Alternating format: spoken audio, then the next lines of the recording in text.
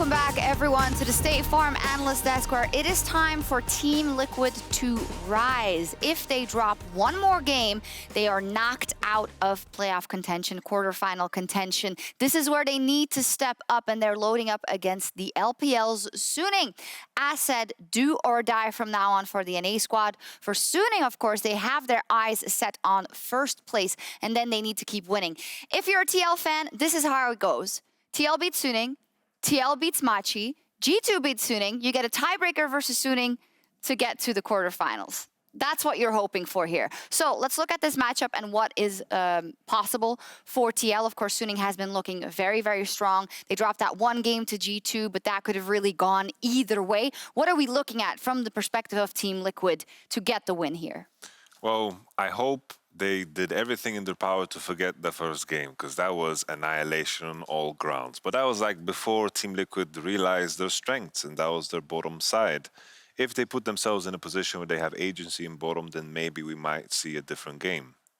So let's start with the jungle matchup. Perhaps early will be so important. Broxah did not have a good first game versus G2, and now he's up versus SofM, who we know goes ham in that early game and actually the entire game. So how do they shut him down if they do? Oh, well, I mean, first of all, you've got to take SofM off of some of his comfort picks, things like the Lillia. That has to be taken off the board, and you really need to try and get Broxah on either his Graves or his Lee Sin. And even if Lee Sin is not optimal for the current meta, it's really the only thing that TL can go for based on what we've seen from his champion pool, because comfort for Broxah is so key, because what if his laners get strong enough that he can properly facilitate around them. But I think Yamano made a great point earlier in the day where you can't really rely on him to get your laners ahead. He is just someone that once the laners are ahead, enables and uses very well. And I said he's up versus this guy, Yamato Cannon, been one of the most impressive junglers in the tournament so far. My goodness, just the contrast. We see this B-roll right before this. We saw Broxah and his champion pool, and it was just two champions there. And then you have, of course, SofM. You know, he plays more champions than these two. He played the Graves.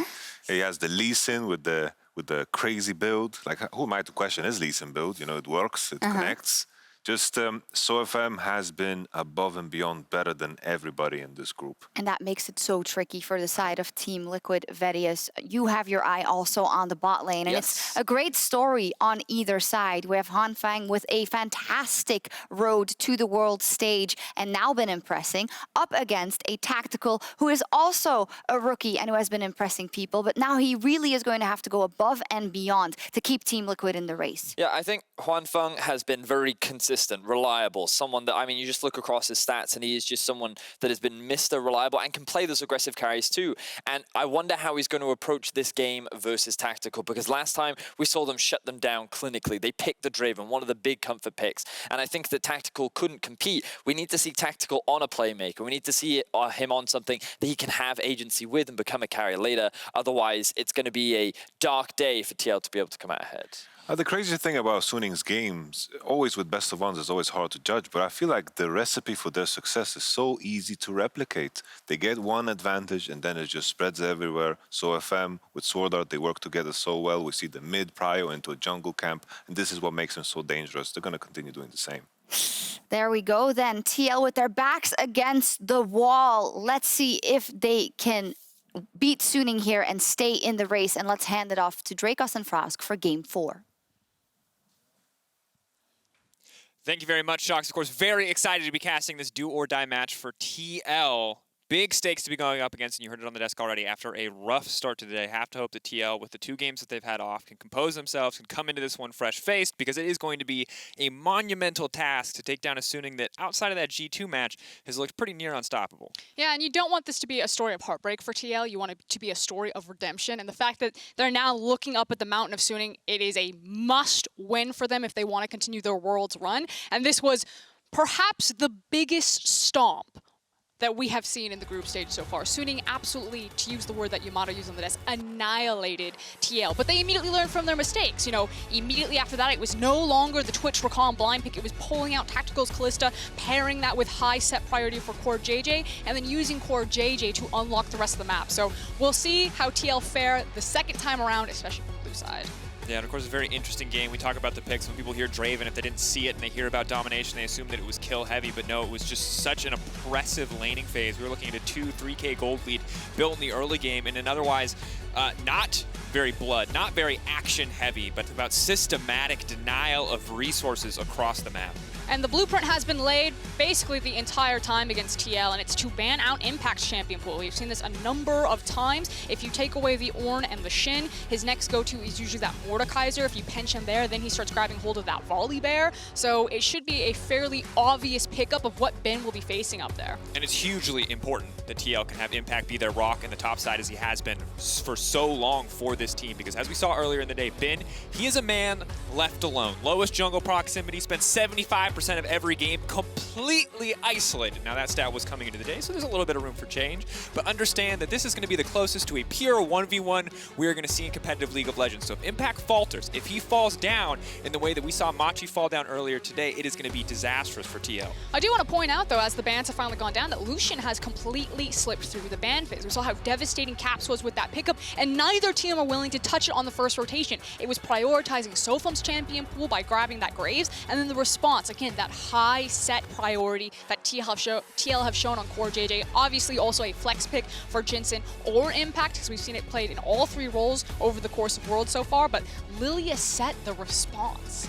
And this is very interesting because on the one hand, I like the drafting response for TL. They don't expect to see the Lucian locked in because they do not see an AP jungler on the opposite side. Split damage profile is hugely important in pro play, something that has been respected immensely at Worlds 2020, so they get the Sett prio for themselves. They get the Lillia as well. The concern now comes in, however, is that it is Broxah's Lillia. This is not a champion that he has the same consistent performance on. You saw on the desk, it is the Graves, it is the Lee Sin that we respect from Broxah. But we're going to need to see a different shade of the Danish jungler here on stage today in what could be TL's final game. And I already want to talk about the first three picks that come out of Suning. Suning, to me, are a team that if you cannot skill check them in the lane, then you just get run over. And I think you can see that very clearly in their two games against TL and G2. Against TL with their competition couldn't skill check them in the lane and got run over before teamfight ever became a priority. G2, with their composition, were able to skill check Suning in the lane. It got into the teamfights, and then you can start seeing some of the inconsistencies of Suning because it is a younger squad. They're still really finding their footwork when it comes to the LPL. So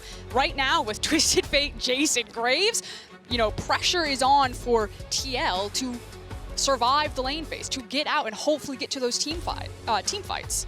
And while for the early lane phase, Impact might struggle a little bit, the range disadvantage is going to be a big deal. Ganking top lane isn't really going to be an option for Suning. Not that it's necessarily something that they've looked at in the past, but once Malphite starts to stack a little bit of armor there, early lethality from Jayce or Graves is not going to feel very effective whatsoever in those tower dives. So easy itemization path for TL heading into the mid game, at least on the top side of the map. We're going to have to see how they round out the rest of this composition. The Ezreal taken away as well as the Syndra. You would imagine that Orianna is kind of the go-to for Jensen here. He's grabbed it a couple of times. It also fits very well with the composition. That said, maybe it gets banned away from him. Maybe you give him the Orianna and you have the Twisted Fate and you say, it's fine, hang out in this mid lane. I don't know. I think TL, I wish they would put higher priority on the Lucian, but I can understand. I mean, at this point, we'll have to see what they want to go for, how they want to round out this composition. Malphite going to provide a decent amount of magic damage. Of course, even if he isn't opting to build AP, as many of you Earth Fiends are going to be feeling this time of the year. Now, Ashe pick, of course, would make a lot of sense to me with everything that has been banned away. If they do pick in the Jhin, they're expecting the Ashe to come in on the opposite side. Tank killing power does come in from the Lillia, so a lot of Jhin's normal teamfight weaknesses don't quite have to be as big of a concern. But also, there's not a lot of tanks for him to deal with right now. You know, assuming that SwordArt might be the only reliable hard engage outside of Gold Card and tank on the team, it's actually a pretty decent matchup for Jhin. Players have to funnel into him, and he's going to be hitting for a ton of damage in the late game, so I don't mind tactical going for Jhin here. Yeah. And additionally, TL's bans against AD carries, while they may feel immediately bot prioritized and bot focus, actually more strong in the mid to late game. When the Malphite comes online, champions like the Senna, champions like the Ashe are pretty much powerless in the face of Malphite's ultimate in team fights. So have to keep our eyes on if TL can keep it an even game, if they can keep it close and match in this laning phase, how they play out these team fights mid to late, because the Malphite is obviously a powerhouse. That said, looking at Suning's composition with the final Tahm Kench lock-in, does not look like Suning are interested in the big scrappy 5v5s, but instead could look to find a 1-3-1 here. I mean, usually this would insinuate to me that this is about the mid jungle and not necessarily roaming around the Twisted Fate, but if you walk into the lane phase, depending on what Jensen's going to take here, hit him with the gold card, and then as long as Graves has access to level 6, you can probably single rotation and instantly kill someone. I still imagine SofM's going to be playing for his jungle, for his gold, for his experience lead, and not necessarily unlocking this Twisted Fate to roam around the map, unless it's to help out Ben. But like you said, Ben is usually literally left on an island, and it is going to be that Sett mid. So we'll keep our eye on top lane briefly, checking in on the CS discrepancy, checking in on any solo kill potential, but otherwise don't expect us to head up there very often.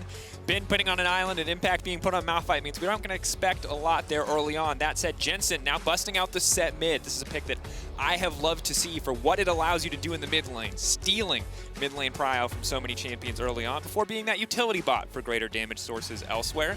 We're going to have to see how Jensen can pilot into this matchup against Angel. It's also just really hard to punish the Sett. You already talked about, you know, how he's able to get priority in a lot of different matchups. Usually when you have a Lillia, you need to create space for her to power farm through her jungle, and wow, we dropped in real hot into this one, Dracos. Absolutely did.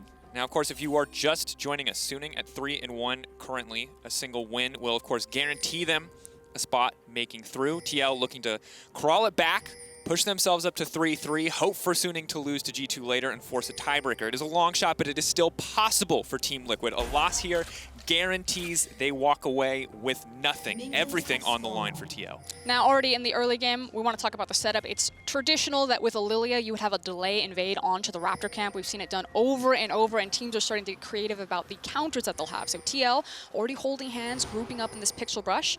And you would imagine that Suning, knowing that this is going to happen, because it's happened all tournament long, should have some type of answer here as TL walking in. But I like it. They look at the situation, they see Bard level 1, they see Lillia level 1, and they're going to wait. They want to bait them in a little bit further. Gold card now coming in. Broxah going to be in trouble. So SofM getting a decent amount of damage down, but the battle for the Raptors, and the big one will go to SofM. Big damage, though, down onto huanfeng as he's going to run for his life. Broxah now trying to chase him. Extra movement speed, hard to get away from that Lillia, and it's not going to happen. That's first blood for Jensen. TL finding the level 1 advantage in the end. SofM happy with the trade for experience. If he takes this red buff, though, it's disastrous. Still, though, Jensen's going to walk forward. SofM getting just a little bit greasy. Phase rush Prox zooming in and out, trying to find a way back into this one. Gold card going down. Who's going to get it? Broxah's still level 1. It's ticking. Broxah gets it. That's level 2 now coming in, but it's Tahm Kench to the backside, and it's absolute chaos. TL fighting with everything they have. It's back and forth. Another gold card. SwordArt walking forward. huanfeng back on the way in. TL, they've bitten off more than they can chew, and they're getting run down. They need to make it out as fast as they can. Run for the hills, TL. You bet it all on this level 1. Do not give it up here. Flash forward. The red card committed. Jensen now in trouble. No one is laning because the lanes do not matter. The level 1, the longest one we've seen this tournament, but TL walking out of the jungle alive. 3-1 the kill score. They make it work. Yeah, Angel grabbing the red card right there, maybe thinking that his damage was enough, also with the slow to allow Senna to catch up as opposed to grabbing the gold card, or maybe it was just a mistake. We'd have to look at the footage again. Now, everyone take a breath. I know North American fans are probably, a little bit on the edge after that one. Ultimately, though, I think good things for TL fans. You're going to slow down SofM pretty considerably, despite the fact that he also got the Raptors. Him dying, he's immediately now on the blue side of his jungle, while Ben is trying to get this bounce of the wave off of Impact's top lane tower. And Broxah got to go back. He's got 3 assists to his names, and the jungle should go back to power farming. The big things, of course, that are going to make this difficult, we check in on both sides. Broxah feels okay because he did manage to secure that red buff. It cost them a lot to do so, but in the meantime... I think the issue is that SwordArt got the red buff and then died. Yes. That's going to be a problem, too. And the other thing that's really difficult about this is that because of this, Jensen early on, normally you can expect Sett to kind of cheat the push by getting the W early, but now CoreJJ has the red buff. Oh, no. He's got the red buff on Bard, too. He's going to be slapping him with the meeps. Yeah. huanfeng and SwordArt do not want to stay in this lane phase. Yeah. This is all about, okay, shove it forward, ward in, and I think they're pulling the blue buff for SofM. In about 3 minutes, everything will return to normal. But for now, there are a lot of early CS discrepancies and XP differences across the lanes. It's going to be a lot to keep track of. But ultimately, because no side has gotten a greater advantage quite yet, only 400 gold in the favor of TL, it may not amount to too much, especially as SofM is going to grab his second blue buff.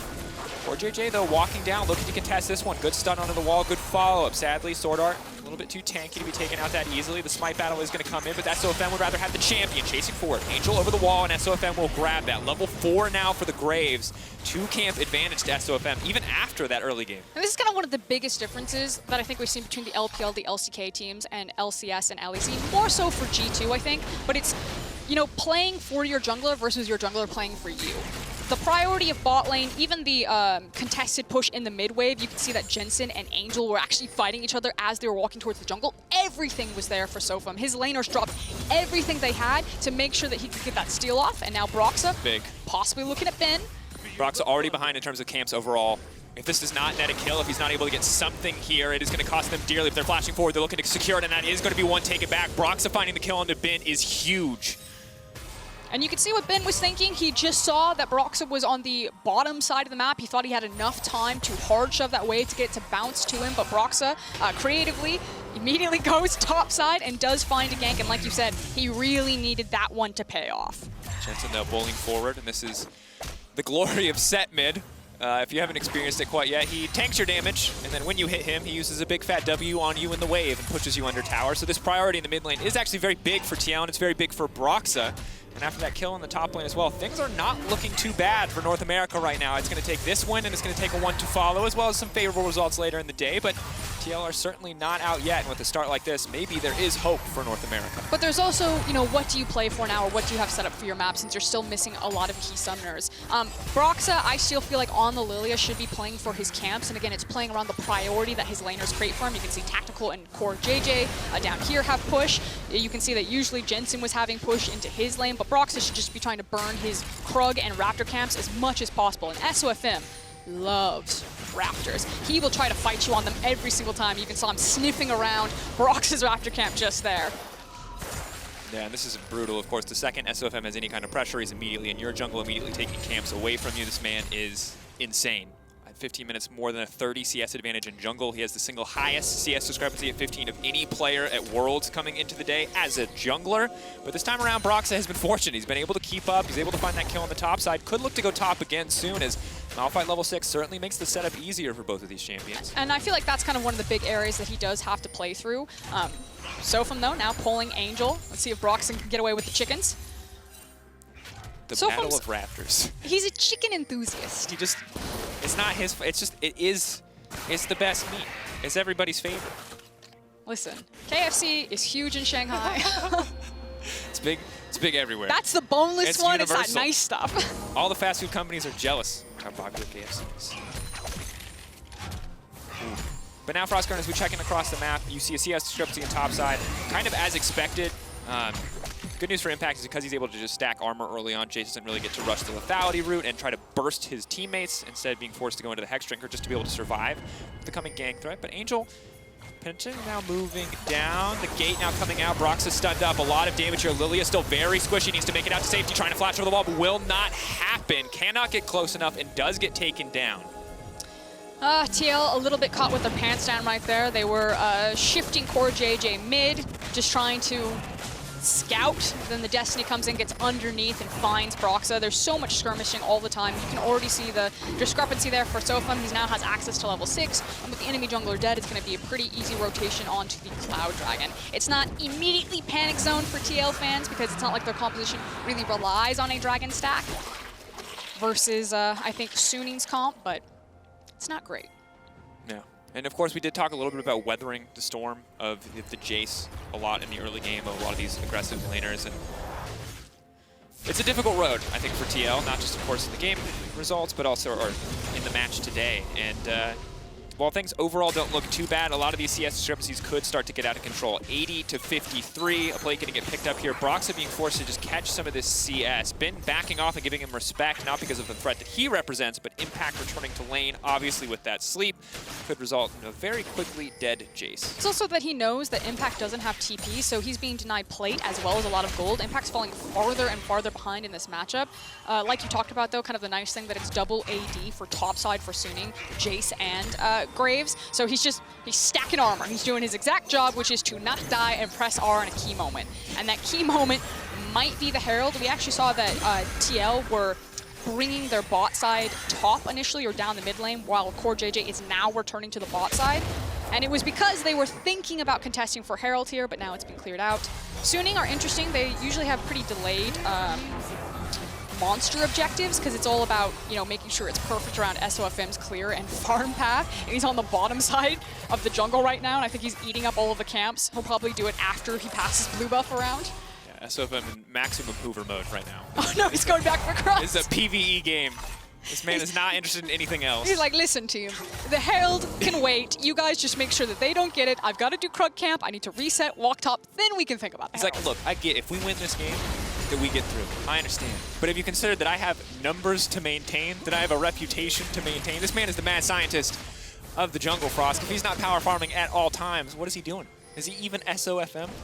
No, he's not. But he does have massive priority as we take another peek into the top side for Ben. Going the tier routes, he's going to constantly have a lot of mana to chip away at people from afar, and then also pivoting into the Hex Drinker. So shouldn't be any sort of burst or threat from him in the top side. Yeah, and of course we talked about the top side for Suning being double AD, but the top side of TL is double magic damage. Malphite having a bit of a split profile between the autos and the W, but everything else outside of that, all of the burst at least, will be magic damage. So pretty easy to grab that Hex Drinker. Listen, junglers and solo queue. If SofM gives away his blue buff to his mid laner, you can do the same. This man, the flawless CS numbers, can do it. That's wholesome. Trying to teach the people a lesson. This is actually big. So Broxah has revealed himself on the bot side of the map by throwing the Swirl Seed down there. And again, there's so much priority from Ben top side. SofM should have a free reign if he wants to go for that Herald. And you can see the immediately pivot from TL, where there's the on-the-way pings towards Herald. So TL recognizing that they gave a free pass for SofM to start Herald if he wanted to. And now they're sprinting across map to make sure that he doesn't get the objective. In the meantime, SofM not interested in the Herald. Instead, interested in either Broxah and or these Krugs. It'll be a little bit more clear. He's trying to catch Broxah as he comes around. Oh, there's no cam. Destiny, look at Angel. He's waiting in Fog of War, looking to Destiny in. Smoke screen going down. Impact ulting in, but it's not going to amount to anything. Now going to be sleepy, though. They're going to be in trouble. Jensen debating on his options. He's going to dunk him back down. They're going to try to find the 2v1 on Angel. He goes gold, and he tries to buy a little bit of time. That's SofM now stepping forward. That's going to be massive. Big haymaker, but can't connect on the true damage. That's the shot on the backside. Collateral damage will not find anyone. But here comes CoreJJ. He can set it up. He can make the play. He can find the ult, but he only manages to hit one. Angel simply next on the list. Now the ultimate coming in for the Jhin. That's the curtain call. Suning 1, 2. He's looking to make it 3. That's the finish out. TL, what a turn. And the big difference maker was the fact that Tactical made his way across map. Check on the mini-map right now. Huanfeng is still in the bot lane on that Senna, very slow to push the wave back. So while Tactical gets to shove the wave forward and make the rotation and get the kills, Senna doesn't even get a plate. She just pushes it into tower. Yeah, we saw whose ult was more valuable in that fight, and this is massive because the last time these two teams played, TL's bot lane didn't get to do anything. This time around, it's all Tactical CoreJJ for the turn. And the big thing is I thought it might be disaster because I didn't see it, but Impact, I think, used his ultimate right at the beginning of the fight or didn't have it for the big part of the fight. And at this point, you're like, okay, it's looking pretty bad. But on your mini-map, Jhin and CoreJJ are racing here, and Kench is nowhere near his team. SofM, do want to give credit, plays this out really well against Broxah, but then boom, right into the double curtain call. That's 4 for 4. That's the kind of accuracy you need if you're going to pull out a win here against Suning, and this is looking good for TL. They were starting to fall away in gold. CS differences were starting to add up and stack up against them, but now they've evened things up again, and they've set their sights on this Herald. And they do have a window to do the Herald. You can see that SofM has path towards the bottom side of his map since his camps are up. You can see the pings onto the jungle, or onto the dragon. It should be obvious that TL are on Herald even before it goes down. As I say that, though, SofM, I love him. He's heading to Wolves. Man with a mission. Right now, that mission is farming. But TL going to be happy with this one. They need to place this Herald almost immediately if they want to get any plates from it at all. They could just run top and try to get something, or mid, but Broxah maybe not thinking about that as he's instead going to clear out the Scuttle Crab. Really, guys, you gotta, if you want the money, you gotta place the thing now.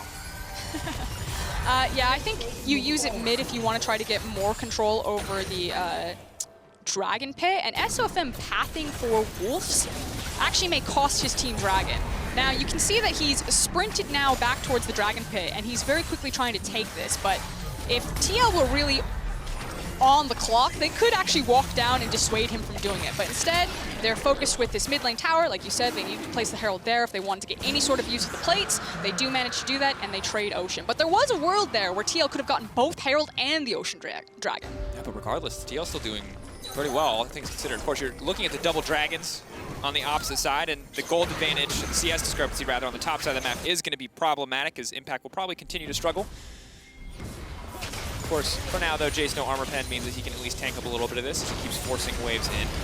But, you know, it's the importance of what do TL get by trading damage on the mid tower versus giving up the Ocean Dragon, especially since it's only second Ocean, and it's changing up their lane assignments. And you can already see this as they're walking back towards the map. The fact that CoreJJ and Tactical are now taking route up into the mid lane, and Sett is now on the bottom side of the map. And they can slowly whittle down this tower, but it also gives CoreJJ now the entire map of where he wants to swing out and try to skirmish. So I like it. Tower now falls over. That's going to be a nice chunk of gold into Tactical's back pocket, and CoreJJ should be unleashed on this map to start teaming up with Broxah and being that ganker that they need since they have a Lillia as the jungle. Yeah, now a 1.5k gold lead. Tactical 3-0-3. This is the man we have to keep our eyes on because he's performing marvelously. Now the setup onto SwordArt, maybe not the ideal priority target, as the delayed snare will come out. SwordArt will just walk away, but still fishing here from the side of TL. Interesting though, as we check in, double lethality items now coming in, SofM and huanfeng, clearly both focused on killing, well, the Lillia and the Jhin, because it's a Sett and a Malphite, so obviously they're not worried about hitting frontline at this point. They're much more focused on keeping maybe the 1-3-1 alive and killing the backline of TL before they have to worry about something like the Malphite and the Sett, but that will make team fights even more difficult as we push later into the game. But now it's about talking about what the team's options are on this current map state. So obviously for Suning, their real playmaker is going to be anytime they have the Destiny. Because that mid tower is down and Senna doesn't push waves very fast, you would expect that TL, as we can see on the map right now, will always have mid priority, will have mid priority more often than not, unless Suning really put multiple members to contest that wave, which means that TL should actually be first to rotation on a lot of these skirmishes in the side map. So what I'm looking for TL is, again, CoreJJ in particular on this Bard to push down mid, and with that extra room, then start swinging out either bottom or top side and finding picks to start pushing down more towers while we wait for Mountain Dragon and Baron. And while walking into enemy jungle to secure a little bit of vision certainly isn't the flashiest play, it is exactly what you're asking for. Securing mid prio, walking and getting a vision now, but now we have the double play in the mid lane. Cleanse now coming out from Tactical. Is going to be able to back away on that one. SofM, though, chasing down this kill. CoreJJ on the hunt. SofM could be in trouble here as Broxah is now walking in as well. Tactical on a rampage. And again, Suning overplay their hand in the mid lane with these semi-globals. Yeah, absolutely a whoopsie there, trying to hard force into the mid lane. And now TL just get to walk this one down mid, as maybe Impact's overextended. Ben's on the other side of him. Ult out. Is going to be in trouble here, but it's slowly chipped away at here. The true damage, the extra magic damage, and they will find that one. Means top lane tower will be in trouble and will in the end fall in favor of Suning. So Suning biting back. Yeah, and kind of the one option that Suning do have at this point, while they're waiting for Destiny to constantly be back up, as well as the Abyssal Voyage, is to just shadow behind Ben and allow him to continue to exploit the top lane. So TL recognize that there's probably nothing they can really do against this Jayce unless they're throwing multiple members at him to try to slow him down, especially at this point of his itemization. Although, as I say that, he actually needs to take it back. I was expecting him to have the Muramana by now. I look down, he's like, pickaxe tier Hex Drinker. Fast charge as far as Chambers are concerned. Probably not as fast as the full-on Muramana. And Jensen going to one-shot the wave here and walk away. And of course, in the previous fight, I said cleanse. It's actually the Mikhails coming in for CoreJJ, and this itemization is smart and it's very clutch because you look at the options on the side of Suning to actually get a fight kicked off with hard CC, and they are very limited. It is delayed snare from huanfeng, and it is the gold card coming in from Angel. So for Tactical right now, as a man with 2 items and Swifty boots, he might go untouched in these mid to late game fights unless the Graves or Jayce are finding the flank. Yeah, it feels like Suning's composition really thrives in trying to hit you in your setup for objectives, because like you're saying, it doesn't have the same traditional power as a true 5v5 competition, especially not when you compare it to TL's comp, which is really about zone control and creating space for Lillia and Tactical to run away with fights. So Dragon is spawning in 36 seconds. The good news for Suning fans is that they can afford to give this one up if they don't want to fight it or they don't get a pick before then, since TL didn't get the early Dragon stacking. And I expect that's what Suning should do, is just wave the white flag, say, okay, TL, you got us. You can have the Mountain Dragon, and then trade that for farm on some of their necessary carries, because Suning are still looking for bigger item breakpoints on their Jayce and their Graves before they feel confident to walk into these 5v5s. But as I say that, it is Suning, so... Yeah, and that's the thing. And we already talked about it already. Suning much better setup for the side lanes, but now that they've fallen behind or haven't really gotten far enough ahead, let's say, in some of those side lanes, it's certainly going to be difficult to possess a lot of these individual advantages. You can see, despite the fact that Jensen is being matched up against Angel, he has no MR. He is worried about the 80 threats on this opposite side of the team. There is 3 of them, so not concerned about magic resistance for now. Presumably the plan is blow up the TF and be immune to damage from everyone else, as TL will grab this dragon uncontested, denying soul point from the side of Suna. Yep, there we go. And now TL have the option that they can play to contest the mid wave and then probably move into a Herald. The second Herald, if they can get it, probably not though. They'd have to like rush it right now and try to burn it down. It's gonna say try to get second Herald before the Baron spawns. I think you have till 1945, so not gonna try for that one. A little bit too much of a speed run. Oh, maybe they go on Baron as soon as it spawns, or they just try to burn it. I mean, they have the Lillia. She hasn't finished Leandry's yet though, but this would be. They're trying. Here we go. It's a race. Does Baron eat the Herald? I think you have extra time if you've actually started it. We'll see, though. Nope, you don't. There you go. We're learning together. I just stopped trying at 19 minutes. It's I didn't not even your know people fault, tried Dragos. anymore. TL didn't know either, so. Why not go for it? Okay, now we're going to play a pick off of top side. TL have numbers advantage on top side. They also have the hard engage of Bard. SofM should know that they're up here. You can see that huanfeng and SwordArt are also making their way here. So Suning, again, their game plan, slow down TL. Match them. Deny them from continuing to accelerate the game and play around monster objectives. So Suning, in between these dragon spawns, just want to be eating as much farm as possible and then looking for plays with Destiny. TL really need to put their foot onto the gas. Yes, they also still have decent scaling on their composition, so don't walk into any sort of bad fights, but can continue to use their mid priority to chip away at structures when they threaten dives like this. Could be in trouble here. Obviously has the MR and the Hexdrinker, but no armor to stop Tactical from raining hell on him. SofM now backing off. Shock Blast over the wall, though, is pretty big.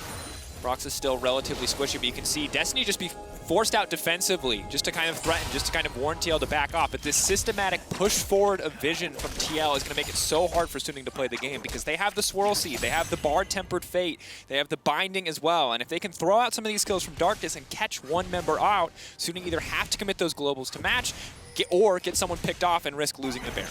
Yeah, and I don't necessarily blame TL for playing this one quite tempered. Again, everything is on the line for them. This would be the end of their 2020 season if they lose this game. And the composition does have those scaling options. So unless the fight is 100% perfect, you know, they weren't going to risk it all on a dive to flip this game potentially back for Suning. Yeah, no reason to do so. I think definitely a difficult game for Suning, though, to find good avenues, to find good fights. Especially as CoreJJ just continues to stick in the general area of tactical at all times, knowing that Mikhail's is a matter of life and death. CoreJJ consistently just waiting in the darkness, fishing for plays.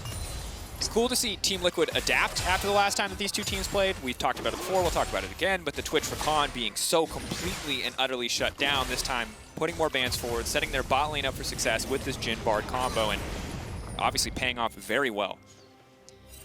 Yeah, so current plays right now on the map for Suning, you can see that SofM was shadowing Angel down there to push the wave far forward, but this is kind of the rinse and repeat that I expect to see. And again, it's TL's ability to contest on wave, because they have things like the Jhin ultimate and the Bard ultimate that when you come to the wave, that they can try to snap grab you and kill you when you push it back. And also the fact that Senna pushes slower than Jhin does. So it's going to take a lot longer for huanfeng to push the wave back when Tactical shoves it into him, which allows exactly this, the fact that TL will always be able to pivot first off of mid-wave, and they get numbers advantage on either side map to threaten dives and slowly chip away at these side structures. TL playing this one very much by the book and how they're cracking their outer structures.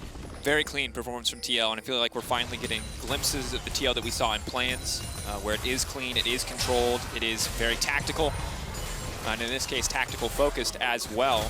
But we check in on the gold, it doesn't look like a massive discrepancy. 1,200 doesn't feel like the biggest deal, but you check the itemization, and again, have to point out the sheer amount of lethality, while very good for killing tactical, while pretty good for killing Broxah, although slowly getting works, is terrible against the Malphite, is against the Sett. So Suning, still well equipped for 1v1s if they can find them, but not against the top and mid of Team Liquid. This is a difficult game for Suning to play out. I feel like they put themselves in a little bit of a hole here. Yeah, they're basically forced onto their side of the map, because even if you, maybe in an extended fight, can walk down the Malphite, Sett and Malphite just have so many tools to either match the push onto the side lanes or at least survive it and kind of distract people and then walk away from fights. Suning would have to commit multiple resources, TPs, as well as Destiny to either the mid side of the map, the top side of the map. They have to find, like, basically throw everything in the kitchen sink to break one side, or continue to, like, wait out and try to find picks on mistakes for TL. Right now, TL full control in this game. The only issue is kind of the win condition that they need to close it, which is either catch SofM and turn it into a Baron or stack a bunch of dragons. And this is what I was talking about. You know, you give Ben time, he can whittle down Impact, but Impact has Flash and Ultimate, and as soon as he feels scared, he's just going to walk away from the fight, and there's not a lot Ben can do unless someone else joins him. Yeah. And the good news is you can keep pressure in the 1v1 for now. Obviously, it's harder as more of these items come in, but a Black Cleaver or a Last Whisper will make the fight easier. And now that he has the fully stacked Moral Mana, does a significant amount of damage using that Hyper in those trades, Hypercharge rather. TL, though, trying to secure what vision they can. Suning have mid-push, have top-push, and this is giving them access to the top-side jungle of TL for the first time in what feels like a long time. They now try to catch out Jensen here. Big damage coming in, but of course with the deep teleport available. Look at Impact. He's going way behind. Curtain call to kick things off. That ult is going to be massive. They managed to hit the Jayce. Now he's next up. Oh, the beefy boys just pounded down. Ben ain't got nothing left. Haymaker across him, and TL now pushing in. Clutch off of CoreJJ. He doesn't want to follow up quite yet. Gold card going to come in. Are they going to be able to pick him off? Broxah going out, but the Sleepy goes down on the Tahm Kench. They surely should find a follow-up kill, but the QSS from Tahm Kench is going to take him out to safety. Ult into the backside, but they simply cannot find a target. TL will not give any room to Suning to play this fight. They keep all 5 standing. And this might be the break that TL were looking for. We'll see how bold they are to pull the trigger on the Baron. SofM is, of course, still alive, has access to Flash as well as Smite. There is no Destiny longer available for Angel, so it'll be much harder to kind of get information about what's happening here. 2K. SofM can start to step forward. We'll one-shot the traps. It comes out. Jensen, ulti available. Can't just suplex SofM right out of the pit. Has to be able to see him, though. They're waiting. They're buying time. Walking away, though. Unstoppable now. SofM taken away. They decided this is the time to burn it. Are they going to get it? Can they secure TL? There's no one to stop you. They will secure the Baron. And now Angel's in trouble. The flash forward. CoreJJ getting the slowdown. huanfeng next on the list. Angel could be there to follow with Ben on the backside. A massive shockwave. Will it be enough? He has to find the clutch targets. The Edge of Night is gone. Impact has slain Angel. It is Jayce versus the world. SofM now chasing down Jensen, though, desperate to find this kill. CoreJJ coming over the wall. Are they walking hands first into SofM, or can they turn this one? Big damage coming in for the Graves, but not enough onto the likes of Jensen. Simply too tanky, and Suning Gaming, they'll run Team Liquid out of town, but the Baron buff is already theirs, and not a lot left as Impact comes in. Clutch, big haymaker to close it out. CoreJJ to follow, and Suning double down on a losing play and come up even further behind. SwordArt, nothing there for him. Ben wants to go, this is his montage moment. He finds one. Can he turn 2? No, it does not look like it. The tanks are there for Team Liquid, and they're holding on to hope. Not today, Satan. North America says they will not go down without a fight. They will not go quietly into the night right there. That fight was so long that Malphite got 2 ultimates off. And that's what you want to see. Lord Dominic's finally comes in for Jayce, but it feels like it's too little too late. Impact with the flank off to the side, and nobody on the side of Suning can find the flanks they need to hit Tactical, to hit Broxah. Yeah, and again, it's 2 Malphite ultimates. It starts with that one and then the one on the very back half. I do want to give a lot of credit to Jensen and TL's Baron setup in particular. I think the suplex on the Sett was super important because Broxah didn't have Smite when they were in the pit. But still, the boldness of the call to say, we have this game, we're in control, execute on the Baron, and then knowing exactly what cooldown they needed. So props to Jensen and props to 2L, who are now, I mean, they've basically been in control this entire game, but firmly putting their foot on the gas and looking at the world and say, we're still in this one. Here's the thing, Frostgrove, when we talked about this backstage, we said, how do you beat Suning? We said, you have to match them early. You have to pass the skill check early game or you're done. But if you get late game, this is where Suning start to fumble because yes, SwordArt is a veteran. Yes, SofM is a veteran. But they have to rally the rookies around them to keep it together, to keep it tempered in a game where TL are in total control here. huanfeng forcing the flash out. Minions now collapsing. They start to break inhibitors. That's when the game truly feels like it's going to start to end. Jensen, blinded for now, has to back off. Suning seeming to hold on to their base for now, but the tower's getting chipped away at. That's going to be it. SofM going over the wall, though, very greedy. Now the fallout from Tactical. One big shot, but Tactical's caught himself in the middle of the entire team, and they've taken him down. Tactical overstays his welcome. Too greedy for the kill on the Graves, and maybe that turns the fight. But Angel getting chipped away at. Team Liquid will not let his sacrifice be in vain, and they'll find it back. Okay, TL still much in control. Ben has moved down for from the top side, but he's going to be very delayed to this fight here. Maybe he can get a big shock blast, but I think TL got exactly what they came for. can we talk about how Angel just messiahed into the backline without Hourglass? Yes. Is that... Do you think Angel wants us to talk about that? I don't know, I got the kill. Yeah, it works out. And Oh, that was wild. I mean, and inches away from being disaster for either side, really, as Tactical gives his life trying to land that 4-shot on SofM, who just barely manages to make it out. 0-4-4 for SofM. He still has that healthy CS lead that he's known for, but definitely not the highlight game he was hoping to have up against TL, whereas Broxah, through the support of his teams, has been rampaging across these fights. Utility, additional burn damage, but when you got two beefy frontliners in front of you, it feels pretty easy to play Bambi out in this game. Yeah, and I think Suning really have to kind of go back to the drawing board in terms of draft. Now, while TL also had a huge factor in that in terms of their execution in the early game, SofM, gave away some objectives. Maybe if they had contested a little bit more, given a little bit more attention to Bin, this might be a different game. But like you said, TL got to survive the lane phase. They created good opportunities for Broxah and really cracked the game open over that Baron play. He's going for a second lethality item. They have triple mountain Prosker, and it has Lord Dominic, so obviously it's going to be great. Regardless, it makes me, it's so difficult. Okay, triple mountain, push onto the bot lane. Big things to notice. Impact does have teleport, so he can join his team. It looks like some rage pushing here from Angel. I joke, he's got Destiny, he can join the team, and they're just trying to trade back and slow down TL's assault, but it's quite funny to look at. And keeping an eye on the summoner spells as well, though. Tactical, no flash, CoreJJ, Jensen as well. Broxah has his, but not a whole lot else. huanfeng continuing to step forward, continuing to poke from a distance. SofM taking a big chunk back there in response. And while the Jhin is very good at sieging, and the Bard's certainly good at supporting him, the rest of the members of this team, unless they're going for full-on dive, don't have a lot in terms of tower threat. I like how Impact is just chasing Angel around and then just trying to deny him from pressuring towers. Now Angel is resetting his position, so this is the window where if Suning want to go, they go now. Bardal is not going to connect, but Jensen still in the midst of the entire team to suplex back down into the backside, but there goes Impact. He finds two. Those are the key carries. Angel, the only one standing. Can they pull this away? Bin now running for his life. Destiny coming out, but it looks like it's Suning's destiny to fall to Team Liquid. It's the curtain call. It's coming out. It's looking to close it out as well, as Jensen is unkillable. Turning it back, the Haymaker not quite available on the edge of the health bar, but he will not go down, and still 5 members of TL stand strong. 40 seconds to the Baron, but they might not even need it to end this game. Bin has teleported into the backline. He's going to be coming up behind TL. He might just immediately delete Broxah here. Stepping forward, final moments of the game. This one is clutch. Bin, as you said, on the backside. Big shockwave, the flash out. Bin needs to find this one, but the tools are there to protect Tactical. Jensen stepping forward. Haymaker going to buy him a bit of time, but TL backing off. They don't want to throw everything away on this one. But then he goes. That's going to be it. The Malphite ult already back up. Bin is down. Angel simply next. TL baiting them into a false sense of security. Angel goes golden, but now he'll go down. huanfeng next on the list, and that's going to be it. The Tahm catch down. SofM, one man and a shotgun versus the world. TL closes this one out. Total control here in the mid-game. Should be able to walk in. huanfeng and SofM simply not strong enough to stop this. The tank ult cooldowns are simply too low. Big damage coming in. And North America, if you're not awake now, it's time to wake up. Can you feel it? The Team Liquid Miracle Run dream is alive and well. One more win and Suning falling to G2 when TL will find the tiebreaker to make it out of groups. High pressure moment from TL, and they stand very strong and tall. Very nice things to say. I do want to very quickly touch on that last team fight. The fact is that Angel slipped away from Impact, made the reset, and Suning we're gonna go right now. Impact didn't miss a beat, immediately teleported towards his team, and TL beat them to the punch when Suning were looking for their own sucker punch. CoreJJ a step ahead of himself, forgets he has to go forward to bow. I know that feeling.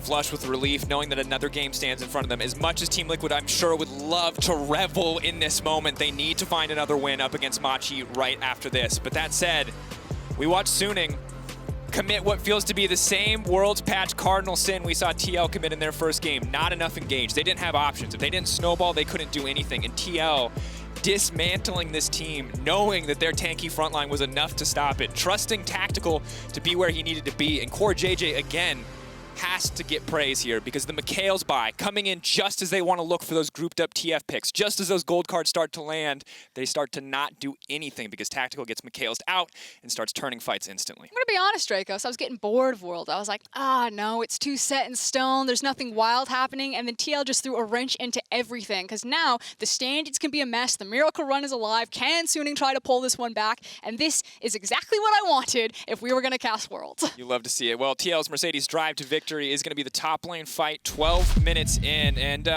no surprise to see this one on the menu because it is a team game for TL, and you just had to wait for all the reinforcements to get there. Yeah, and this was, again, kind of the game-breaking moment, I think. TL had done a wonderful job into the early game, and it set themselves up really beautifully for this as they punished Suning overextending and overcommitting to engagements so many times. The big factor being Tactical also moved. You can see on the minimap, huanfeng is still in that bottom lane, and then opens up with this Jhin and just goes wild. And this is the best Jhin skin to do it, by the way. Just throw out those Spider-Man arms and just rain hell on the back line. Oh, you love to see it. 1, 2, 3, 4, finish. That was nasty. We've seen Jhin ult be mostly useless for this entire tournament, so watching a Jhin ult like that is a beautiful thing to see. I'm actually blown away by this game. I saw that level 1 TL1, I was like, ooh, this is a good start. I then saw the transition into the mid game, and I was like, oh, whoa, who is this team? Team Liquid, absolutely nuts in that one. So, yeah, ready to see how it's going to work out for them in the rest of the day. It was only a matter of time. They just needed to catch up and learn, and TL have shown that they have learned so much from these games as they continue to show us their ceiling. Yeah.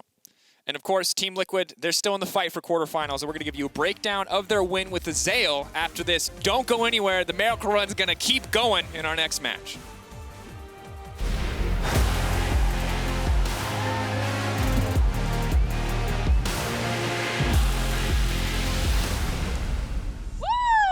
Hey Mercedes, legends run wild, each one unique, with astonishing power, unstoppable, master warriors, ready to compete, seeking glory. We live it, we breathe it, we have each other's back. Together, we become legends, icons of a new generation.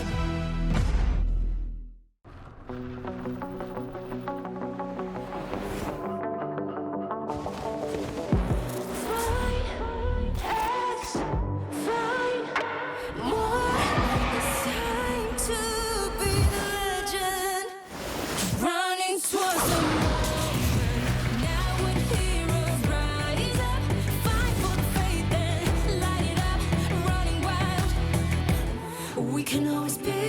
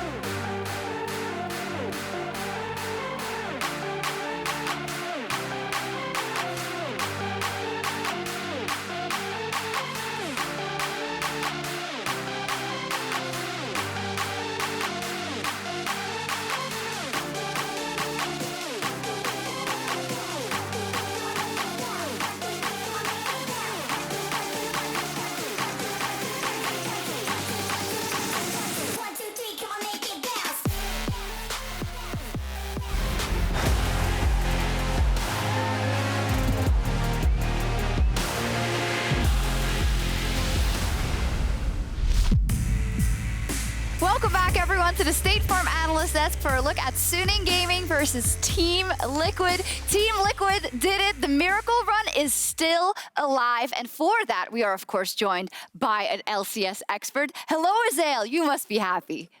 It feels good. I never doubted them, of course. You know, had the faith the whole time. Definitely feeling really good. I gotta say, as soon as the Malphite was locked in, I was feeling pretty good about our chances in that game. And just to set it out for the people wondering how things have to go, now, if Team Liquid wins the next game over Machi and G2 beats Suning, then TL will get a tiebreaker versus Suning for a spot in the quarterfinal. But first, let's talk about this game. Azael, we heard so much about NA level 1s, and TL has really shown us that they can execute those against G2 in that first game last week, and now again against Suning. Talk us through this level 1 and how it started and how it in the end ended up. I mean, it has felt really important for TL to get Broxah going throughout this event, and I think that is the biggest thing about this level 1 is that TL were able to come away with an advantage. This is something that, you know, is a very common strategy. You have Lillia, you have Sett, you know, very strong level 1 range support with CC and the Bard, so they're willing to actually invade and play for these Raptors. And Suning, being from the LPL, where this is something that happens literally every game that there is a Lillia, you know, wanted to try to make the play to defend it, but it was by very slim margins. TL was able to come out on top. You know, getting the last hit on the red buff there for Broxah was critical. You know, taking that away from the Graves just kind of barely allowed them, I think, to survive and come out on top. And it allowed Broxah to start this game from an advantage, which I think has been critical because the games where he hasn't really started ahead or hasn't really been enabled by the team, he has really been struggling, I feel like, at Worlds. I also think that when we look at that level 1, it was a little dangerous for Team Liquid because Suning was quite ready for it. They had 4 people there, and again, this is where we already highlighted CoreJJ at the beginning of the day. We have to keep highlighting him. Like, his Bard was instrumental in setting up that play initially, so huge props to him. But I was worried again because the moment they got to the lane, because it was so delayed when they actually got back into actually clearing their jungle and getting back to lane, we actually saw them still at a bit of an early deficit because of how the lane states got a little bit tumultuous and scary. But fortunately for Team Liquid, they kept finding picks, they kept finding kills, and I think that the biggest deciding factor in this game was when they made that play for Baron. Yes, I think you wanted to get in there. Yeah, I mean, one tiny difference I would say, when you look at the Dom1 versus JDG game, you know, from way back, we saw in that game, Dom1 actually had 5 members there to defend that invade, and that's something that we didn't actually see this time from Suning. You know, they were missing the Jayce, and I think that was to TL's benefit.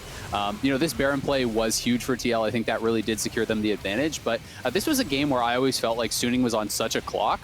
The fact that you have both the mid lane Sett and the top lane Malphite, you know, TF is not a true AP damage threat to those champions. You just need to build health and armor. So the longer the game went, the better it was always going to get for TL. You know, there wasn't really great champions at killing frontline either. You have Jayce, you have Senna, you have Graves, all champions that really do struggle against this. And then you add even to that the fact that it was a Mountain Soul that they were actually stacking towards. So these champions became, you know, nearly invulnerable. And then at that point, it's just up to TL having, you know, decent execution, which they were able to do. And this is the style of composition that I actually have, you know, quite a bit of faith in them being able to execute. You have playmaking for the bot lane. You have Impact playing something that is stable, that doesn't necessarily need attention, and you get Broxah kickstarted at level 1. We'll talk a bit more about kind of what else we want to see or similar things we want to see going into this next game. But what I also found interesting, and to TL's credit, is, as you say, they did have to take the skirmishes still, right? You see it around that Baron, and you do have to be confident in those plays to take those 1v1s also. When, you know, Jensen was he kept going, he knew he wanted to kill him and he knew he could kill him. That I like to see, because there is a world in which a Suning, who is so proficient in skill checking and team fighting, finds a way, even with the odds stacked against him. So I'm really happy that TL kind of kept going after that Baron. Even if it didn't look the cleanest, they knew that they had to keep going to win that game. You don't need clean League of Legends to win. And I think that, like, I was a little worried. Again, like, there were multiple times I'm like, this is a little worrying, TL, this is a little worrying, TL. But, like, they kept kind of pushing my worries aside because it was clear that they knew the limit to their champions. And that was the thing I think that surprised me most. Seeing Jensen on the Sett, I think he had a fantastic performance on that as well. I think that their target focus in the game was great. And then, like, how can I not talk about the boy Tactical? Like, we already set it up at the beginning of the game. He was like the strong side of the map that we wanted to try and see Team Liquid play through, and he just kept finding picks. His positioning in fights was great. Like, for a rookie on the international stage, like, how can NA not be proud of this young man? Azael, what a guy. Yeah, I mean, people are really, really excited about Tactical. I think that there has been more and more emphasis each year on some of these young players. There's been a huge discussion over this year and the last year about, getting more opportunities for some of our academy players who, we have seen jump up shortly, into the LCS and be successful, like Tactical. And I think he is set up so well on TL. He's surrounded by all of these veterans. He's playing with, the best player in the league as his bot lane partner who can teach him so much about this. He's playing with a world champion. And I think it really has been to Tactical's benefit, and he is really showing, I think, a maturity beyond what I was going to, expect from him at the World Championship. And I love to see it that, it's kind of NA turning a new leaf with giving the faith to this rookie who then steps up because also the veterans are enabling him and making sure that he has a good time and he can shine. So good. But now we have to focus in on this next game because none of this matters if TL loses the next game versus Machi. But surely, like at different times throughout this tournament, No. I just have to say it, but I mean, what I was trying to get at, I was not trying to jinx you, is that TL in different parts of the tournament, through play-ins, through that game versus G2, through this game versus Suning, has shown that they can do it, that they have a high ceiling, that they are able to play the skirmish, the early game, and have the right compositions. They know they can. How do they channel it for this next game, Azael? I think a lot of it comes down to showing the same respect to Machi that you did to G2 in the game they won there, or to Suning in this game. In the previous game against Machi, it looked to me like TL went in very overconfident. They drafted a composition that had to win through lanes, and I think they were just expecting, yeah, we'll just smash every lane and the game's over, easy peasy. Didn't happen. Machi has actually been competitive, in the early game, not only against TL where they won, but they were actually, ahead of Suning even. Suning obviously did come back, but in that previous game. So this is a team that is very competent. They need to draft more than just lane win conditions. They need to draft similarly to, I think, how they are here against Suning. Draft stable top lane. The expansion of the tank champion pool for impact in the top lane is really, I think, very important for them. If they have him on Orange, Shen, Malphite, Maokai, anything like that, get playmaking for your bot side, something stable for Jensen, and try to have lanes that can push and play around Broxah. I think that is really kind of the recipe to success here, but you have to expect that Machi is going to come into this game and give it their all. They want to win another game here at this World Championship, and they are fully capable of taking down TL if they don't show them the respect they deserve. Absolutely. They'll have to respect Machi, but Team Liquid, the dream is alive, and I hope all the fans are up and all the fans are tweeting and are excited for what Team Liquid can do. A long road to the quarterfinals, but it's getting closer. They face off against Machi after this. Here comes PK! There's your Ornhorn, but he's not going to find the second half. Jensen with a shockwave on to 2. Jensen in the ground. Machi takes the win. 2 thumbs up for Machi on this one. Team Liquid's going to definitely have some adjustments to make,